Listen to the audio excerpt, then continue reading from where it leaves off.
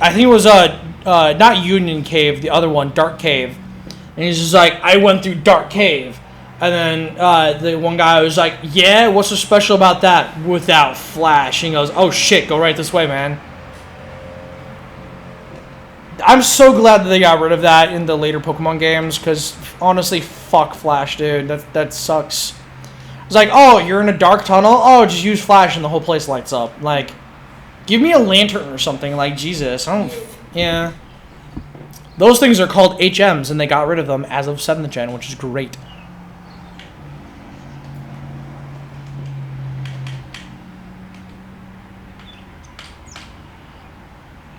Really? You're not going to give me any Pokeballs?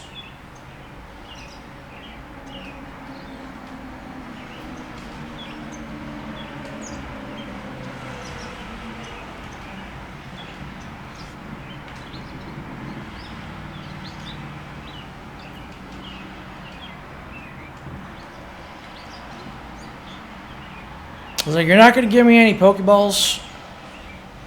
Oh, shit. Oh, damn it. I was gonna end it after the first video, but I was like, nah, dude, damn. Now we're still going. Oh, Jason, did you tell your family? Oh, god damn it. Fuck off, Dawn. Jesus. Such a fucking narc. John Cena. John Cena.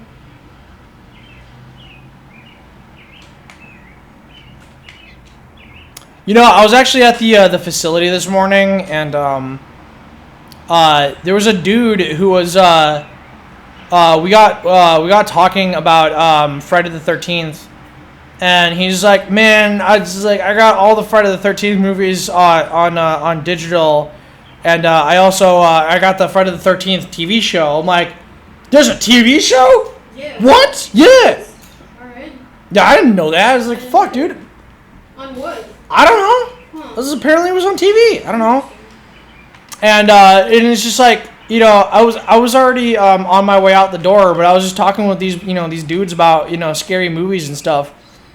And it's just like the one dude in the background was like, yeah, man, I watch scary movies for the comedy. I'm like, yeah, same, dude. It's like, it's always the same shit, you know. It's just like the dumb blonde chick always gets it first.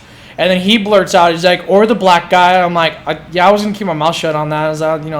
That's just scary movies, you know. That's just how that works, you know. Yeah. And then like very quickly, I was trying to change the subject. I was just like, you know, hey, I mean, look at, you know, LL Cool J from Deep Blue Sea. You know, he made it out.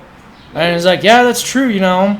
And I was just like, yeah, too bad about Samuel L. Jackson though. Yeah. I like how we were watching that. Yeah. I swear to fucking God, Samuel L. Jackson dies, Samuel L. Jackson dies. God damn it! I was so mad. Didn't I convince you to watch that movie with me because it was Samuel L. Jackson in that movie? Probably, yeah. It was Thomas Jane, Samuel L. Jackson, LL Cool J, that one dude that was the professor in Thor. I don't remember that guy's name, but I know he's like the doctor in like every movie. Probably. Huh? I don't know his name either yet. Yeah, you know what I'm talking about, right? I'm pretty sure, yeah. I like how that guy kind of like looked at Jane Foster, fucking Natalie Portman's character in the movie as kind of like his like pseudo daughter or whatever, and he just was looking out for her best interest, right? And it's like after he goes and bails Thor out of jail, he's just like, listen, I really like Jane, and I'm gonna do anything to protect her, so don't you go messing around or something like that. And Thor's just like, nah, man. And it's like, it's all good. I swear I'm actually a good guy or something like that. And just like, he literally takes Thor to a bar, buys him a beer, sits him down, and like, look, don't fuck with Jane. Another.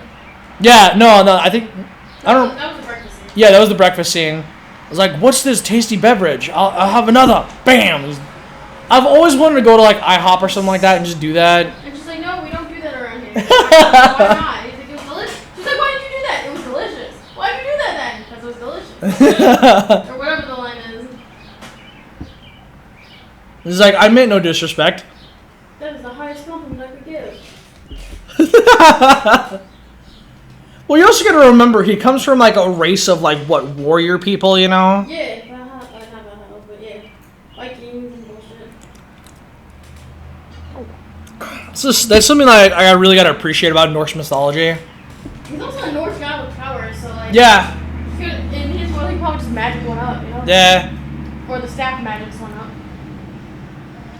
I like how in the first Thor movie, like his power was like derivative from the hammer. And then in the third Thor movie, spoilers, I don't think you saw Thor Ragnarok yet. No. He loses the hammer, and then I know his sister breaks it. Yeah, it was Hela. It Yeah, was that's why he has a new one. Was it Kate Blanchett, right? Sure. Yeah. No, isn't it? As his sister Hela, right? I'm pretty sure that was Kate I Blanchett. thought that was the other chick. Hold on, wait, you might be right though. Hold on. I mean, I do know actors. But yeah, no, it was like she grabs it in her hand and just smashes Mjolnir, right? Yeah. And then there was that scene towards the end of the movie where it was the final battle. It was Thor versus I'm thinking of that other chick. Emily Blunt? No. Tilda Swinton? Yes. Thank you. Yeah, no, it's that she's the chick from Doctor Strange. Yeah.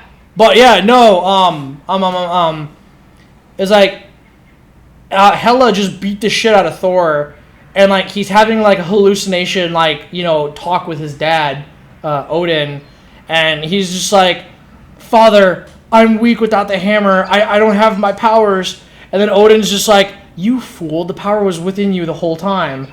And he just like, because he used to use the hammer to shoot his lightning. Yeah. Now he can just shoot his lightning out of his fingertips like he's a fucking Sith Lord. I'm like, that breaks the whole bullshit from the first movie. Yeah. That's bullshit. He needed the hammer to get his powers back, right? Yeah. And it's just like, when Odin stripped him of the hammer, he put the seal on it. It was like, whoever can lift this hammer, if they be worthy, shall possess the powers of Thor. And when he stripped the hammer from him, fucking Thor just turned into a regular dude. Yeah. And that's why he couldn't lift the hammer, because he wasn't worthy or whatever, so he just didn't have the powers. Yeah. And then when the hammer deemed him worthy again, after not a period of not being worthy, he grabs the hammer, becomes Thor again, and gets his powers. Like, no! You can't do that! You know? It's like... And then fucking Odin's just like, "You fool, the powers was within you the whole time." It's like, this is not a fucking Disney movie. Well, I mean, okay, you know what? Now it is. Yeah, no, I had to think about that for a sec. I was like, that's the biggest load of bullshit that I think I've seen in a fucking Marvel movie, honestly. Order. Oh shit, I got a Shinx. Please tell me it has Intimidate. It doesn't have Intimidate. Shit. We need to fix the toilet, because I gotta pee. You know what? We gotta fix the toilet. Yeah, I know. Just going upstairs to pee, it's kind of annoying. Yeah. I mean, you can very easily just put it back in there. I don't know why you didn't. You told me don't touch it, so I didn't. Well, no, because the thing's being held together by zip ties. I've never seen something like that before. I don't know how to fix that. You just gotta put the plug back in. Alright, well, okay, after this video, I don't know if it'll stay. That's the only problem. That part's probably gonna be needed to fix by the dude. Oh, what, the zip ties? Yeah. Yeah. It's like, what the fuck kind of ghetto bullshit is this?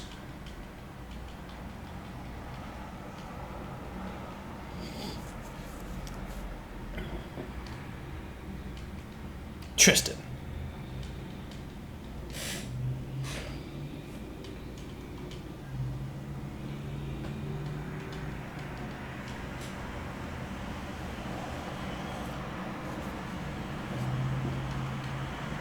It's like, from a young age, my dad taught me how to fix that bullshit, but I've never seen something like that. It's like, it looks like it's like zip ties and stuff.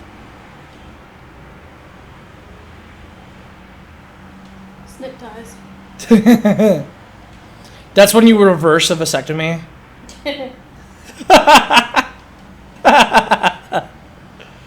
It's the stupidest joke I think I've made all day. Maybe not in my life, but like at least all day. It's the stupidest joke I ever made. For today. Yeah, tomorrow I'm sure I'll come up with something stupider. Absolutely.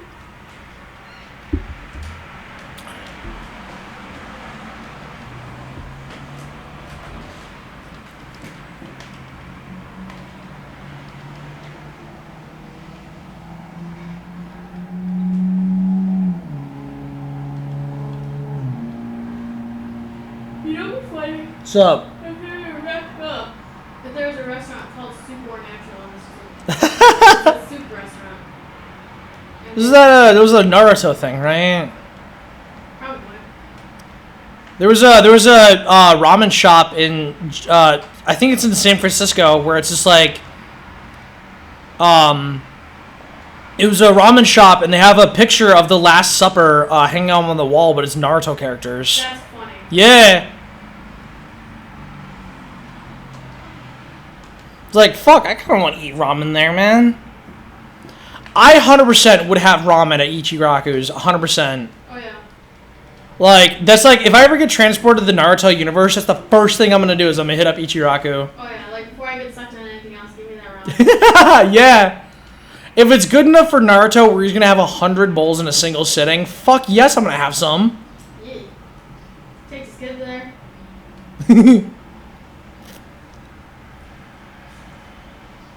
What's gonna be really weird is if I go there and I'm like my current age, like I'm like, and then like Naruto was like 12 during like the first season or whatever, and I'm like that'd be really weird if it was like me being an almost 30-year-old dude hanging out with a 12-year-old boy. That'd be, you know. I mean, you could be his teacher like Aruka. I could, you know. That's like almost 30. Yeah, I know. How old is Aruka Sensei? He's like 26 or 27. All right. In the first season, I think he's like 26. Also, how old was Kakashi? And he was also around like in his 20s. Like Yeah. In his 20s, I just remember that. I think he was like 28, and then in season 2 he was like in his 30s. Right. Yeah, because there was a time jump, right, where it was like 4 years, where like they go from being 12 to 16. Yep. I remember that. There was also a similar time skip in 5Ds where, in the first season or whatever of 5Ds, everybody's like, I think like 18, and then there was a 5-year time skip, I think, and then everybody goes from being 18 to like their mid-20s. Yeah. I'm pretty sure, yeah. I'm pretty sure, I think Yusei was 18, and then Akiza might have been 17.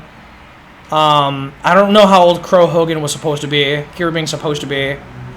Speaking of Crow Hogan, I got Raid Raptor, so that's nice.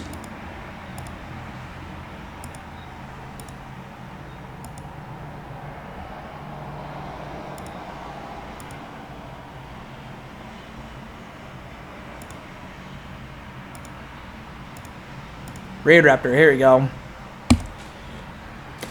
Okay. No, wait. Oh, god damn it. Fuck. Everybody in the comment section is going to be roasting me for this. It's like, Crow Hogan wasn't the Raid Raptor guy. He was the fucking Blackwing guy. God damn it. Fuck. Assuming they know Yu-Gi-Oh. Yeah. Well, no, they're both fucking dark bird decks. I like how... Because Crow Hogan, like, no. God damn it. Any relation to Hulk Hogan? No, I don't think so, at least. Yeah. Well, like, that was the whole thing where, in the original Duel Monsters, in the first series, in the original DM era, Tristan, his last name, I'm pretty sure in Japanese, his full name was, like, Tristan Honda or something like that. And in the English dub, they changed it to Tristan Taylor, I think. And it was later confirmed canon. It was later confirmed canon in the Yu-Gi-Oh series that his dad owns a car manufacturing facility where like he has like a what do they call those things? The factories, the assembly lines. What do they call those? It's cars. And so it's just like, it was during the last Yu-Gi-Oh movie, Dark Side of Dimensions. Like, Taya was at the airport, about ready to board a plane to go to America to go to like some dance school, so she could be like a famous dancer. Okay. And they're all talking like what they were gonna do about graduating from high school and like going to college and stuff. And we knew that Taya Gardner was going to America to go be a dancer. And then Tristan's just like, man, I really don't want to work in my dad's car factory. And people who are eagle-eyed viewers know that in Japan, his last name's Honda, so... That's fucking weird. That's funny. Yeah. I might be misquoting that. I'm like 99% sure that his last name in Japan is supposed to be Honda.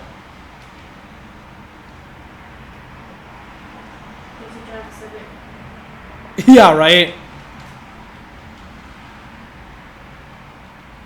I do like that one episode. It was in a filler arc that was never in Japan. It was America exclusive, where and a lot of Japanese people are like, "What are you talking about?" Like, there was a scene where Kaiba and his little brother Mokuba were stranded in some city or whatever, and Kaiba was just like, "We need to get out of here. We need to get out of here fast."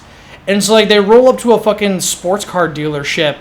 And he's just like, I need this car right now. And he's like, sir, there's a lot of paperwork we need to fill out if you're going to buy a car. He's like, fuck your paperwork. Here's a check. He wrote him a check for like $500,000 for like a $20,000 car. Jesus. It's just like, fuck your shit. I have money. I've just been like, okay. He wrote him a fucking check for like $500,000 for some fucking sports car. I don't remember how much it was, actually. I have to go back and watch that anime, but... Yeah, no, it was just like, he rolls up to the dealership and he's like, I need a car right now. And he's like, sir, there's paperwork. And he's like, here, take this check. He hops in the car, slams the door shut. His brother hops in shotgun and they just fucking take off. And the guy's like, but sir. He looks at the check and he's like, and it's like he sees the dollar amount written on the check. Like, you get to see it right now. It's like, you know what, never mind. Yeah. It's fine. And it's just like, how would you like to be that guy? Like, was that Seto Kaiba? Was that Seto? Like, oh, he rich. Oh, man. He's like, fuck your rules, I have money. Can't relate. I like how, like, somebody did, like, a deep dive into, like, the lore of Yu-Gi-Oh! Like, just exactly how rich is Seto Kaiba. And it's just, like, the amount of shit and technology that he has access to is just, like... People have theorized that he might be, like, the richest fictional character in all of anime. Just because, like, you know, the shit that he does, you know? It's like... His tech company had enough budget for, like, an R&D to, like, actually make, you know, portable dual discs and stuff. Because up until that point in the Yu-Gi-Oh! Story, and I'm pretty sure they did this for story reasons and not just like, oh yeah, Kaiba's rich. Where... If people wanted to duel with the holograms, they would have to go find, like, an arena, and, like, there were, like, the arena would, like, come out from the ground, and, like, they would stand on these platforms and place their cards on the holodeck, and they would project the holograms. And then Kaiba's like, yeah, fuck that, I'm gonna make it portable, and it attaches to your wrist, and that's exactly what he did. It's like, can you imagine the kind of R&D that you would have to do for that, to build something like that that's portable? Crazy. Because, like... Originally, they were like these big, giant arenas, and he was able to fit it into something that fits on your wrist. Yeah. That's crazy. Okay. I don't know. It's one of those things. I missed where I'm supposed to go. I don't know. I'm just blabbing about Yu-Gi-Oh! Now. And then also, he had a fucking satellite with a fucking monolith. Like, it was an elevator that literally goes to space. Yu-Gi-Oh! Gotta fight them all. He had a fucking elevator that goes up to a goddamn space station. That's crazy. And then, oh shit. Towards the at the end of the last Yu-Gi-Oh! Movie, he spent the whole movie trying to resurrect the Pharaoh from the dead so he can beat him. So he could try and beat him. Because like at the end of the original Yu-Gi-Oh! Anime, Kaiba finally acknowledges that he wasn't facing off against Yugi. He was facing off against the Pharaoh. And the finale to the TV show was the Pharaoh being ferried off to the afterlife when the world no longer needed him. Like, he was resurrected because the world needed him, and then after the world didn't need him anymore, because he... Like the airbender, he disappeared. Yeah, well, no, it was like, he was being laid to rest in the afterlife, and he was being, you know, it was respectful. He was being put to rest. And Kaiba was just like, I'm never going to get to face him again. He's gone. And it's going to irk me something fierce. Because he wanted to beat him. He just wanted to prove that he was better. Yeah. And he never got that opportunity because he literally died So he spent the entirety of that movie trying to resurrect him from the dead, you know. What a bitch. Yeah, because he's that much of an asshole. And then, at the end of the movie, Yugi was just like, he's gone. He's never coming back.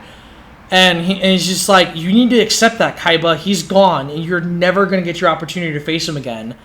And so he took that quite literally. And so you know what he did? What? He built a fucking time machine and went back to ancient Egypt to face him. Why wouldn't he?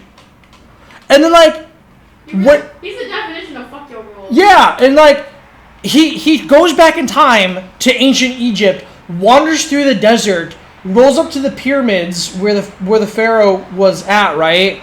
He walks into the throne room, and the pharaoh is just like, a smile goes across his face, and he goes, I've been waiting for you. What? This is like, okay, I understand that you're the fucking magical pharaoh of this world, but like, how the fuck do you know who Kaiba is from the future? You know, like...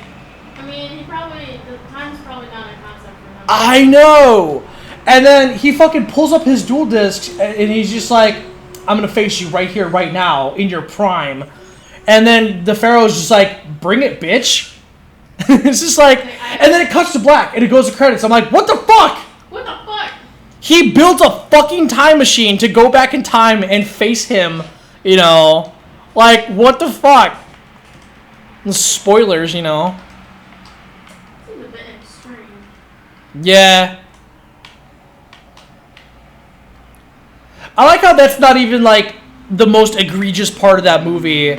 I feel like, and this is my opinion, the most egregious part of that movie,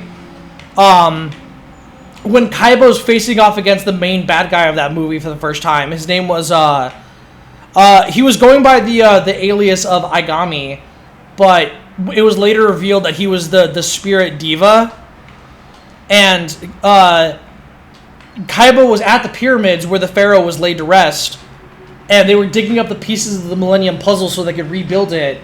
And ancient lore says that whoever builds the Millennium Puzzle will be granted one wish.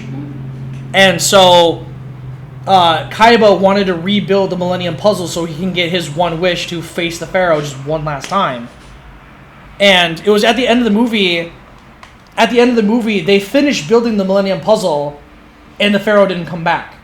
He just didn't come back.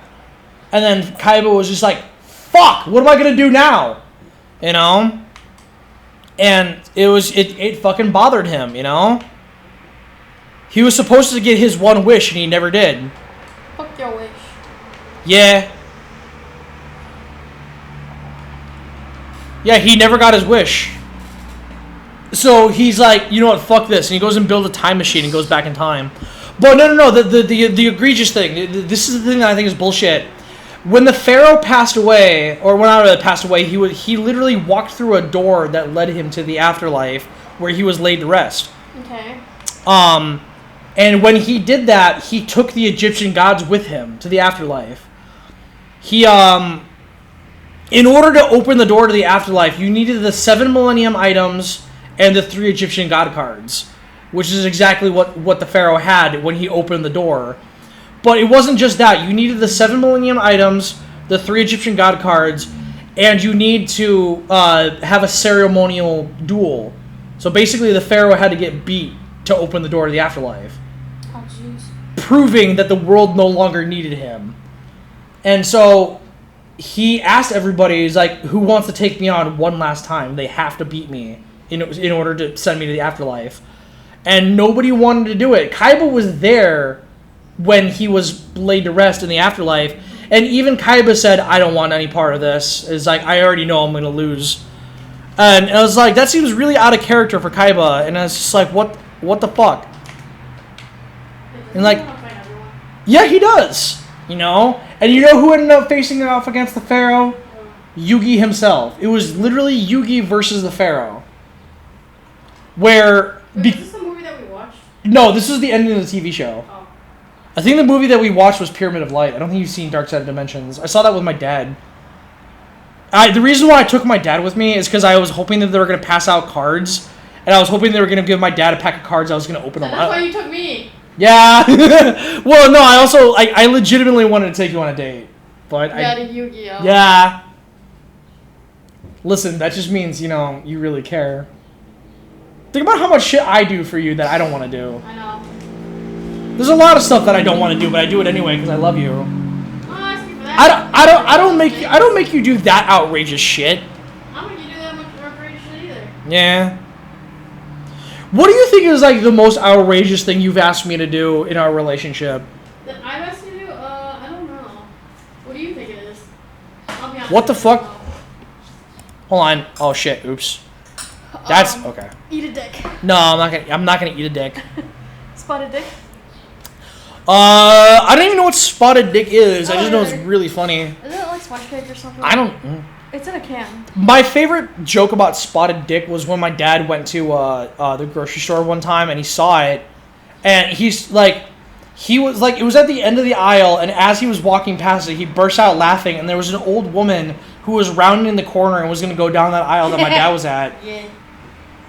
And so like, as he's walking past it, he sees the spotted dick, starts laughing, and just proceeds to walk away. And then as the old lady's turning down that aisle and goes walking, he could hear the old lady just scoff and be like, oh, you know, like, she scoffed that hard where my dad could hear it, you know, as he was walking away. And my dad's still laughing. He's just laughing his ass off. He's like, ha, spotted dick. I wonder where I get it from. But yeah, no, I think that's just dudes just being immature about dicks. Oh, hey, Badoo. It's a Badoo. Badoo. Well, apparently there's a... I already know what I'm going to do about a grass type, so I'm not going to get this. There's a what? Grenade launcher in Supernatural. A grenade launcher? Yeah, they have one in the Impala. It says it appears in the pilot. Alright. And it's always in the Impala, but they never use it. Like, it's top 10's running gags. Alright. Well, like, you know what? Every time they open the trunk, I feel like it's an Easter egg hunt. You're like, yeah. Pause the TV right now so you can see what's in the trunk of the Impala. Also, I don't know if it's like an intentional running gag or not, but like, they barely ever show the odometer on the Impala, and everybody's just like, I think they show the odometer of the Impala like maybe 3 times in the entire show, and like all 3 times is something completely different. Yeah. I think. I don't remember. I might be misquoting that. The first time I think they ever showed the odometer on the Impala was that one episode where there was the ghost truck that was running over black dudes. Remember that episode? It was that season 1? I think that was you. Yeah, and Sam was on the phone with Dean, and he's like, listen, I need to know your exact coordinates right now. And he's like, does it need to be exact? Like, yes, it needs to be exact. He's like, I'm right here at this intersection. He's like, all right, cool. Go 7/8 of a mile down here and then and park. And he's like, does it need to be exact? It needs to be exact. And then he goes the 7/10 of a mile, and like while he's doing that, he's looking at the odometer, and it has the thing where it does the tenths of a mile, and you see the odometer. Yeah. And that's like the first and only time I think not the only time. It was the first time I remember seeing the odometer on the Impala. And yeah. And then that was like, he parked on top of where a church used to be. Yeah. And then the truck goes and passes right through him, and Dean's just like, what the hell was that? He's like, there used to be a church there. It's holy ground. And he's just like, I was hoping that would work. It's like, you didn't know that was going to work? It's like, I hoped. Okay. All right. It's hot here. What the fuck? I know, it's really, really high. Just like me. Yeah. You're hot and then you're cold. You're yes, then you're no. You're in, then you're out. Listen to me, I'm Katy Perry. Alright, it's 29 minutes. I'm going to go ahead and stop right there. My name has been Jason Fisher. We'll see you guys next time. Like, comment, subscribe, all the good social media shit. We will see you guys next time.